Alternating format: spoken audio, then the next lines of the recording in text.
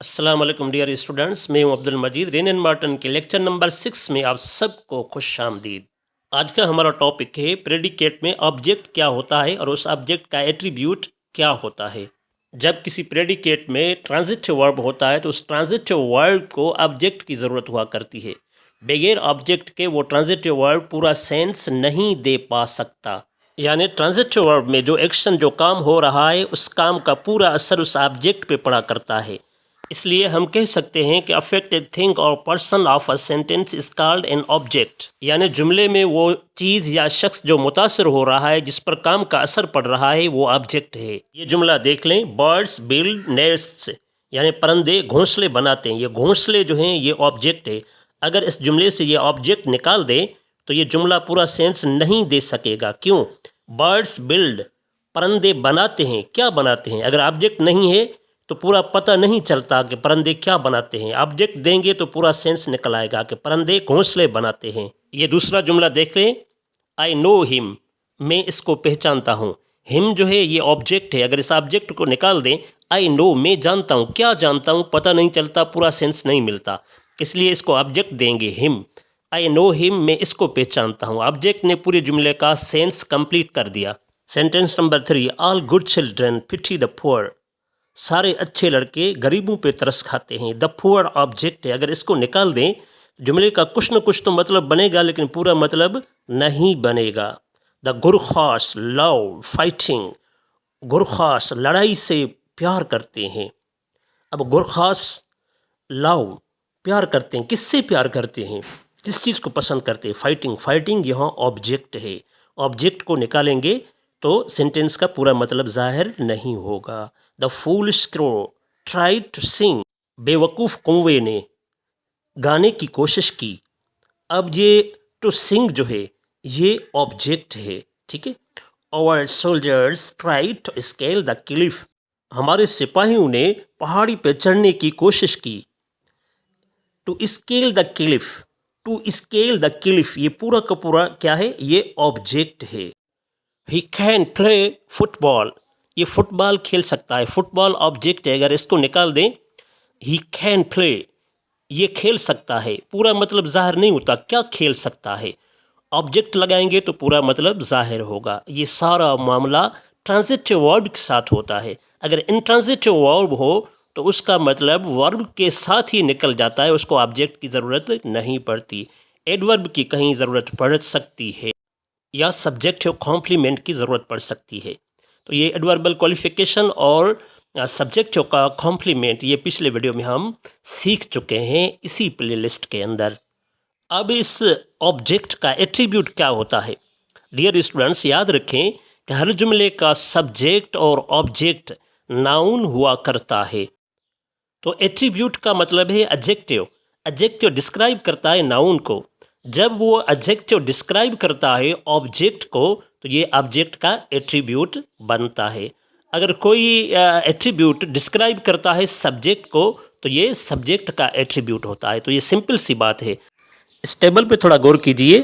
देखिए सेंटेंस के मेन दो हिस्से दिखाई दे रहे हैं, सब्जेक्ट और प्रेडिकेट। फिर सब्जेक्ट के दो हिस्से नज़र आ रहे हैं, सब्जेक्ट वर्ड और एट्रीब्यूट। आगे फिर प्रेडिकेट के दो हिस्से नज़र आ रहे हैं, वर्ब और ऑब्जेक्ट। अब यहाँ ऑब्जेक्ट के साथ एट्रीब्यूट लगा हुआ नहीं है।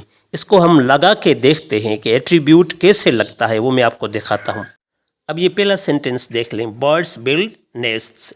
अब ये नेस्ट ऑब्जेक्ट है, इसके साथ एट्रीब्यूट लगाएं। बहुत सारे एट्रीब्यूट इसके साथ लग सकते हैं, यानी एडजेक्टिव्स जो डिस्क्राइब करेंगे इसको। मिसाल के तौर पे ब्यूटीफुल नेस्ट्स, खूबसूरत घोंसले। स्मॉल नेस्ट्स, छोटे घोंसले। बिग नेस्ट्स, बड़े घोंसले। इस तरह जितने भी एडजेक्टिव्स हैं जो डिस्क्राइब करती हैं नाउन को, ऑब्जेक्ट नाउन हुआ करता है, ये सारे के सारे एट्रीब्यूट हैं। ये दूसरा जुमला देखें, ही शॉट अ बिग पैंथर।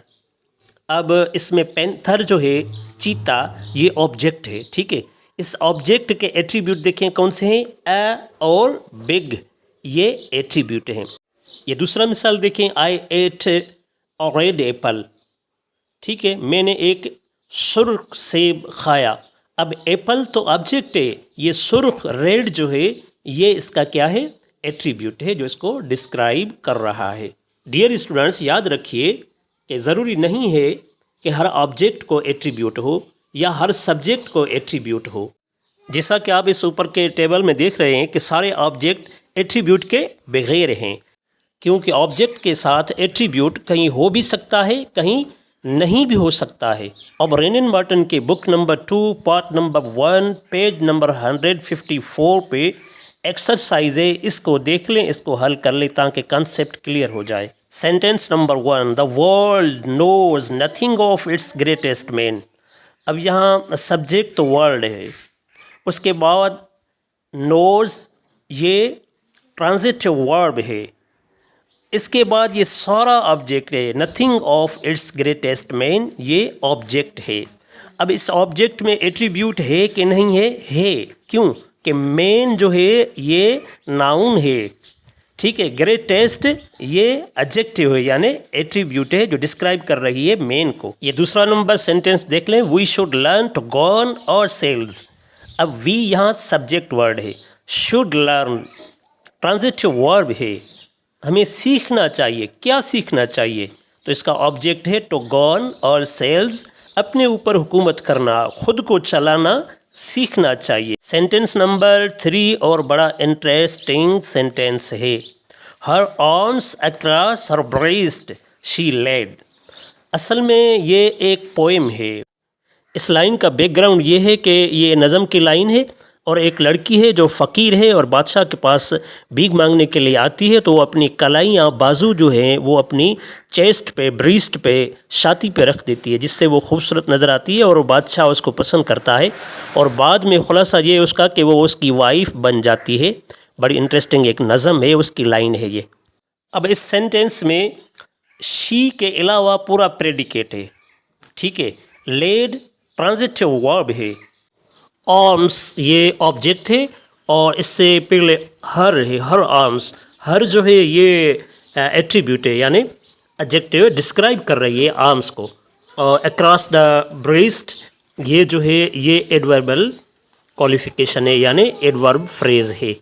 इसलिए कहा जाता है कि ये रेनिन मार्टन बुक जो है जितना मुश्किल लगता है स्टूडेंट्स को, अगर पढ़ाने वाला हो तो उससे ज़्यादा इंटरेस्टिंग बुक है, क्योंकि इसमें एक्सरसाइजेज जो जितनी भी हैं ये या तो पोइम्स हैं या प्रोवर्ब्स हैं या कहीं किताबों से ली हुई कोई लाइंस हैं जिनके पीछे एक बहुत ज़बरदस्त कहानियाँ होती हैं। तो इस तरह ये पूरी खूबसूरत एक्सरसाइज है, इसको हल कीजिए।